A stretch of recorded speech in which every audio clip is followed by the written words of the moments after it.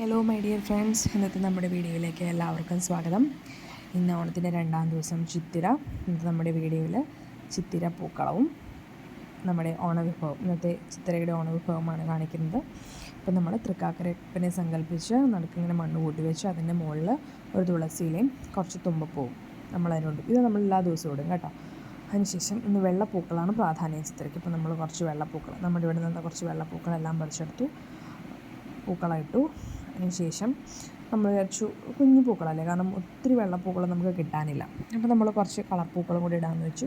അപ്പോൾ വീട്ടിലുള്ള കൊങ്ങിണിപ്പൂവ് തനുക്കുട്ടി അമ്മയും കൂടെ പറിച്ചെടുക്കുകയാണ്. ഒരു കുറച്ച്, അതായത് എല്ലാം മുഴുവനൊന്നും പറിക്കില്ല കേട്ടോ, കാരണം നമുക്ക് എല്ലാ ദിവസവും വേണമല്ലോ. അപ്പം ആ പറിച്ചെടുത്ത കൊങ്ങിണിപ്പൂവും കുറേശ്ശെ നമ്മൾ അതിന് ചുറ്റും ഇടുകയാണ്. അപ്പോൾ എല്ലാ ദിവസവും നമുക്ക് ദിവസവും രാവിലെ ഇതുപോലെ പൂക്കളിടേണ്ടതുകൊണ്ട് എല്ലാം കൂടെ നമുക്ക് തീർക്കാൻ പറ്റില്ലല്ലോ. പിന്നെ ചെമ്പരത്തിപ്പൂ, ഇവിടെ കുറച്ച് ചെമ്പരത്തിപ്പൂക്കൾ ഉണ്ടായിരുന്നു, അതും പറിച്ചെടുത്തു. നമ്മൾ പൂക്കൾ വാങ്ങിക്കുന്നത് ഒരു 5-6 ദിവസം കഴിഞ്ഞിട്ട് നമ്മൾ പൂക്കൾ വാങ്ങിച്ചിടും. അതുവരെ നമ്മുടെ ഉള്ള പൂക്കളൊക്കെ കൊണ്ട് തന്നെ അഡ്ജസ്റ്റ് ചെയ്യും വീട്ടിൽ. അപ്പോൾ അതേ ചെമ്പരത്തിപ്പൂക്കളിട്ടു. അതിന് ശേഷം നമ്മൾക്കൊരു താമരപ്പൂ വിരിഞ്ഞിട്ടുണ്ടായിരുന്നു. അപ്പോൾ താമരയുടെ ഇതൾ ഏകദേശം അടന്നു തുടങ്ങിയപ്പോൾ നമ്മൾ ആ ഇതളും കൂടെ നമ്മുടെ പൂക്കളത്തിന് വേണ്ടിയിട്ട് ഉപയോഗിച്ചു. അപ്പോൾ അതേ ആ താമര ഇതളുകളും കൂടെ അവിടെ വെച്ചു. അങ്ങനെ നമ്മുടെ പൂക്കളെ നമ്മൾ സെറ്റ് ചെയ്തുകൊണ്ടിരിക്കുകയാണ്. തനിക്കുട്ടി അമ്മയും കൂടിയാണ് അതിൻ്റെ ആൾക്കാർ സെറ്റ് ചെയ്യണം. അപ്പോൾ അതേ ആ ചെമ്പരത്തിപ്പൂ വെച്ചു. അതിനുശേഷം നമ്മൾ ഭഗവാന് കുട വയ്ക്കണം എന്നൊരു സങ്കല്പത്തിൽ ചെമ്പരത്തിപ്പൂ ഈർക്കിൽ കുത്തിയിട്ട് നമ്മളതിങ്ങനെ നടുക്ക് കുത്തി വയ്ക്കും. അപ്പോൾ കുട എന്നൊരു സങ്കല്പമാണ്. അപ്പോൾ നമ്മുടെ ഇന്നത്തെ പൂക്കള റെഡിയായി. അതിന് ശേഷം നമ്മുടെ ഇന്നത്തെ ഓണവിഭവമാണ് കുമ്പളങ്ങ കൊണ്ടൊരു ഓലൻ. അതായത് കുമ്പളങ്ങയും വൻപയറും കൊണ്ടൊരു ഓലനാണ് ഉണ്ടാക്കുന്നത്.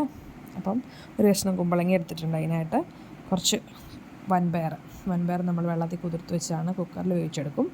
കുമ്പളങ്ങ ഇങ്ങനെ ചെറിയ കഷ്ണമായിട്ട് അരിഞ്ഞെടുത്ത് അത് നമ്മൾ കൽച്ചട്ടിയിൽ വെച്ചു. അതിനകത്തേക്ക് കുറച്ച് ഉപ്പും 2 പച്ചമുളകും, 2-3 നമ്മുടെ എരിവിനനുസരിച്ച് ഇടാം കേട്ടോ. പച്ചമുളക് ഇട്ടും നമുക്ക് 2ാം പാലിൽ വേവിക്കാം. ഞാനിപ്പം കുറച്ച് വെള്ളം ഒഴിച്ചിട്ട് കുമ്പളങ്ങ വേവിക്കണേ, പെട്ടെന്ന് വേവും കേട്ടോ കുമ്പളങ്ങയൊക്കെ. അപ്പം കുറച്ച് വെള്ളം ഒഴിച്ച് വേവിച്ചു. അതിന് ശേഷം നമ്മൾ കുക്കറിൽ വേവിച്ച് വെച്ചിരിക്കുന്ന പയറും കൂടെ അതിനൊപ്പം ചേർത്ത് 2ാം പാലും ചേർത്തു. 2ാം പാലും ചേർത്ത് നന്നായിട്ടൊന്ന് തിളയ്ക്കണം. അപ്പം ഈ ഒരു ബ്രൗൺ കളറെന്ന് വെച്ച് കഴിഞ്ഞാൽ പയറിൻ്റെ ഒരു കളറുണ്ടല്ലോ, നമ്മുടെ വൻപയറിൻ്റെ കളറാണത്. അപ്പം 2ാം പാലും വൻപയറും കുമ്പളങ്ങ എല്ലാം കൂടി നന്നായിട്ടൊന്ന് തിളച്ചു. അപ്പം ഏകദേശം സെറ്റായിട്ടുണ്ട്. അപ്പം നമ്മൾ എന്ത് ചെയ്യും, ഗ്യാസ് ഓഫ് ചെയ്തിട്ട്, അതായത് നമ്മളെപ്പോൾ 1ാം പാൽ ചേർക്കുമ്പോൾ ഗ്യാസ് ഓഫ് ചെയ്തിട്ട്, അത്രയും ചൂട് വേണ്ടല്ലോ, അങ്ങനെ തിളയ്ക്കുകയും വേണ്ട. അപ്പം ഗ്യാസ് ഓഫ് ചെയ്ത് അതിലേക്ക് 1ാം പാൽ ചേർത്തു. പച്ച വെളിച്ചെണ്ണയും കറിവേപ്പിലയിട്ട് നമുക്ക് ഓലൻ ഉപയോഗിക്കാം. നമ്മുടെ ഓലൻ റെഡി ആയിട്ടുണ്ട്. എല്ലാവർക്കും ഇഷ്ടമായെങ്കിൽ ലൈക്ക് ചെയ്യുക, ഷെയർ ചെയ്യുക, സബ്സ്ക്രൈബ് ചെയ്യുക. Thank you.